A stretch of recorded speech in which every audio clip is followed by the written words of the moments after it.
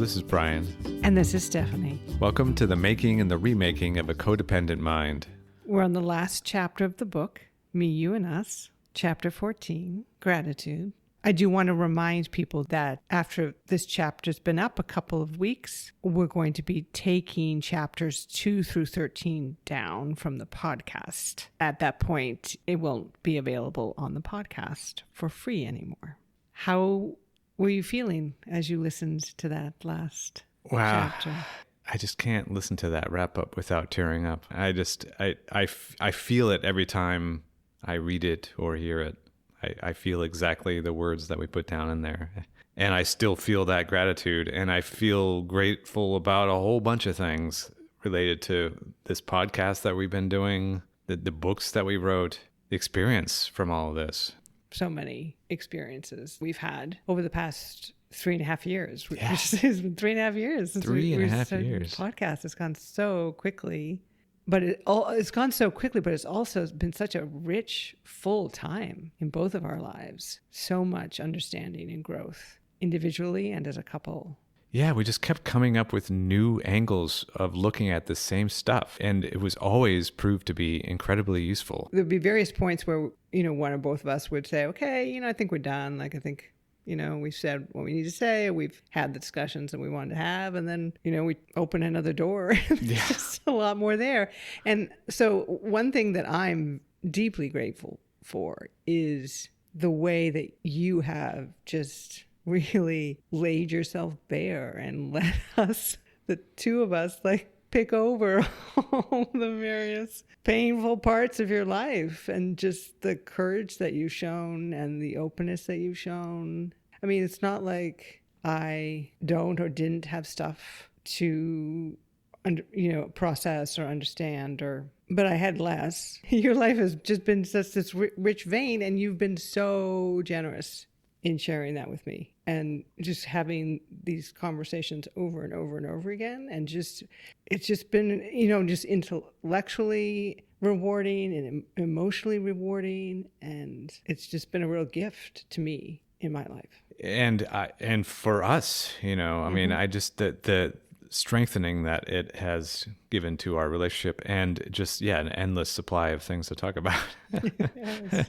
And for me, not only have I learned all these things, no matter how painful the stuff that we've talked about is, when we get to an end of a conversation, and there's been things even up till recently that have been very painful and difficult for us to navigate through. When we resolve it, I feel like it's very clear these days, it has been for a while now, but that when we actually have resolved something between us, by the way we wrap it up and we discuss afterwards and just like, okay, we understand, just like we see eye to eye on this. And then I have yet another thing that I've managed to survive. Another moment of shame often is usually what it is. Another moment of shame that I've survived. And that just gives me that much more confidence that I can continue to.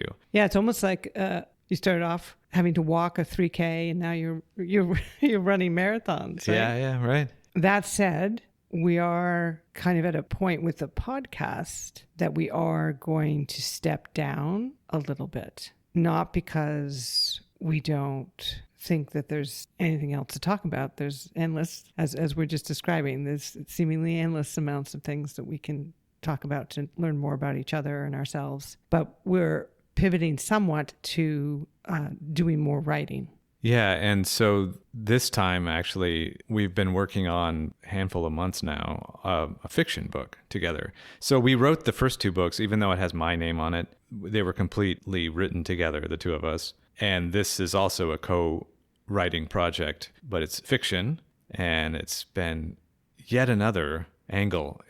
Amazingly, I just when I think that, okay, cool, well, now we're just gonna kind of put what we know to work. No, this has been, again, layers, and sometimes really painful layers, because I found myself going into moments that even throughout this podcast and the other books, I just did not go into that level of detail, like kind of like day by day type stuff from my past, from those previous relationships that we talked so much about. Because it's built around a story that comes from your past, a fictionalized version. Yes, it's a fictionalized character, it's in third person, but it's based on stories that have happened to me and my general personality. So it'll sound familiar. A lot of it will sound familiar. So we would like to focus more on that, which just means we will not be doing bi-weekly episodes. We still want, though, to continue to have the podcast conversation, but it will be more when we feel we have the time, one, and then also something compelling that we want to talk about, then we'll do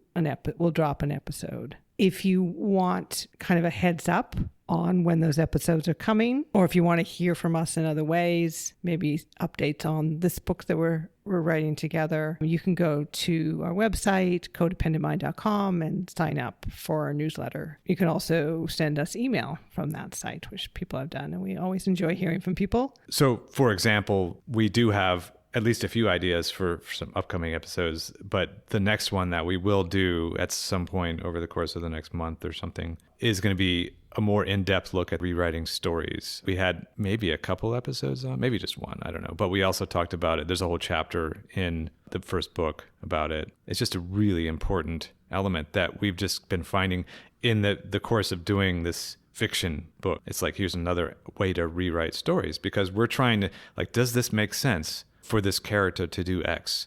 Well, that's what I did. Wait, did I? Oh, actually. Or if you did do it, why did it make sense to you? Like, well, and really this whole podcast and both the books and this new book are all about rewriting your story. But it's really tricky. And so, like we're saying, we're 3.5 years in, and many of these incidences or episodes in your life we have talked about at great length, but there's still ways to make them more accurate and more expressive of the truth and your authentic experience. So we want to do an episode where we kind of do more of the nitty-gritty, even more of the nitty-gritty. Like, how do you do that? Like, what are the writing challenges that you run up against? How did we overcome those writing challenges? Yeah, I'm really looking forward to that discussion, because this is something that I continue to find important. I'm still finding and rewriting stories of my life, and every time I learn something new about myself. And with that, here's Brian. Chapter 14, Gratitude. Let's bring things full circle and remember why I began this relationship work in the first place. I do it because I want to love and be loved, to be seen and understood, to have purpose, to feel desire and passion for life and for the people in it. I do the work because I want to, because I choose to. To say it feels good is an understatement. Being in a relationship where I feel connected, seen, understood, and proud, where I can be myself and trust my partner to do the same, feels nothing short of amazing. That doesn't mean the goal is to feel good every minute of every day or to avoid pain altogether. Painful emotions are inevitable, even in the healthiest of relationships. All of our emotions are important, valuable signals, even the painful ones. We listen to them, receive them, interpret them, and move forward with greater understanding and clarity. If we want to be present for pleasure, we also have to make space for pain. That said, our relationships on the whole should feel good. They should offer connection, joy, and meaning more often than they bring distress. And when we're truly present, we'll be able to recognize what's in front of us and whether or not we're having the kind of experience we want with another person. We've talked about the ways we can tell if each of the relationship tools is being used productively or destructively by focusing on the outcome. Are we achieving the understanding we need?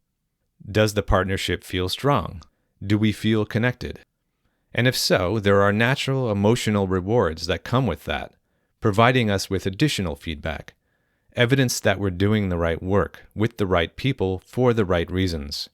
There's one particular emotion that does an especially good job of providing this type of feedback: gratitude. Tuning into that feeling when it comes, leaning into it, acknowledging it, and openly expressing it can be a useful relationship tool. As I've explored in earlier chapters, emotions themselves are signals. neither good nor bad, just information that can help me better understand myself and my world. For much of my life, I got that process backwards. I took cues from the outside world, what others thought I should feel, and tried to conform my emotional experience to match. That only led to confusion, disconnection, and shame. But when I began using my emotions as a starting point, rather than something to justify or override, everything changed. Gratitude, like all feelings, has to begin from that honest place. It can't be forced or performed. Gratitude may not bring about dramatic change in relationships. It's more of a tool of finesse. It's not going to pull a couple out of conflict or repair a breach of trust, for example. And like the other tools we've looked at, even though gratitude feels good, it can also be used in counterproductive or even destructive ways. I have plenty of personal experience with that. As with tools, it's best to avoid thinking of our emotions as good or bad, and instead look at their functionality. What effect do they have in the world? Painful and pleasurable emotions alike can serve useful functions. Anger, for example, can motivate us to take action against injustice. Gratitude, as a pleasurable emotion, feels good, but that doesn't make it morally superior to anger. Similar to honesty and empathy, people often moralize gratitude, turning it into an obligation. I remember well the messages I heard throughout childhood, messages meant to shame people into feeling gratitude. You should be grateful that you have food to eat. There are starving children in Africa. You should be grateful you have a roof over your head. Be grateful Jesus died for your sins. Sure, it's a good practice to feel and acknowledge gratitude or to appreciate what others do for us. But being told what to feel isn't the way to go about it. No one gets to tell us what to feel. Reducing gratitude, which is an emotion and not an obligation, to a performance misses the point entirely. When I forced myself to eat my peas as a child, it wasn't because I was moved by the idea of starving children. It was because I came to believe that performing was necessary. I was performing feelings, not actually feeling them. I can remember many times throughout my life when I was told to perform acts of gratitude, as if those acts were the same as the emotion. Somehow, just sitting down and writing out a list of all the things I should be grateful for was supposed to magically relieve me of my depression or fix my dysfunctional relationships. When it didn't work, I figured I must be doing it wrong, that there was something wrong with me. But it doesn't work that way. Gratitude isn't a performance. It's not a task you complete in order to force yourself into feeling something. You either feel it or you don't. And if you don't, that doesn't mean something is wrong with you. Not feeling gratitude is just as much of a signal as feeling it. Those gratitude lists only led me into more shame, more reasons to bury my feelings and disconnect from them. Performing gratitude, what I've come to call gratitude theater, actually pushed me further away from feeling real gratitude. At best, it was a benign experience that didn't bring any of the emotional rewards I was hoping for. At worst, it became extremely destructive. Gratitude became a rationalization tool. I bypassed the actual feeling and went straight to listing out everything I should be grateful for. It was like making a packing list for a vacation, listing out all the people and possessions in my life, regardless of how I really felt about them. Then I'd look at the list and think, that's a lot of things, and file it away. Meanwhile, I was convincing myself that I should be grateful for being in an abusive relationship. Gratitude theater helped me disguise and justify the very real problems in my life, reducing them to a set of things I was supposed to appreciate. Using gratitude as a tool in a healthy way starts by leading with my feelings. Gratitude is an emotion, and when it's there, it's not hard to notice. When I feel it, that's when I use it. It takes some practice to remember to tune into it, but over time that practice makes the emotion more available. The idea is simple. When I feel gratitude, I try to acknowledge it. Let it move me. Let it reassure me. Gratitude can help balance out painful feelings, but only if it's real. It's not about forcing it. It's about being conscious of what I'm feeling when I'm feeling it. Identifying it, interpreting it, and acting from it. That's what it means to lead with your feelings. Of course, feeling something and expressing it are two different things. It took me a long time to get used to the vulnerability that comes with expressing emotions, even with someone I love and trust, like Stephanie. I spent years burying my feelings, afraid of them, staying in the dark. Even once I began to recognize them, saying them out loud felt awkward and scary. It still does sometimes. What if I express a feeling and it gets dismissed, or met with an opposing one? But that's part of being in a real relationship, being vulnerable enough to say what we're actually feeling, whether it's painful or pleasurable. Sharing gratitude with someone has a compounding effect. Stephanie and I have been doing this for a while now, and looking back, it was never because we were told to, or because we read that we should. Every time I've expressed gratitude for her or for our life, it's because I was feeling it and wanted to share it. And when we do share those moments, it feels great. I feel more connected, more secure, more grounded in our relationship and in the world. It's a lot like saying I love you and actually meaning it. Expressing gratitude reminds us what we value and respect about each other. It helps us remember what we each bring to the relationship. It's a way to stay aware that we are two separate people who have chosen to be together. It helps us to not take each other for granted. I understand all the ways my life has become richer and more joyful because of the relationship we've built. Tuning into and expressing those feelings, the emotional rewards that come from real relationship work, helps close the loop. I've come to see that I've largely replaced my old self-protective, dysfunctional habits with new ones that actually serve me and support the people I love. It feels appropriate to end this book with gratitude because I'm filled with it. I'm grateful for the love I now have in my life. I'm grateful for all the people who helped me find my way here, including my family, in all of their complexity and imperfection. I'm grateful that life gave me a second chance, and a third, and a fourth. I intend to keep taking every chance I get to choose love again, to keep showing up for it with open eyes and an open heart. Doing this work has changed the course of my life, and the most beautiful part is that I know I'm not done.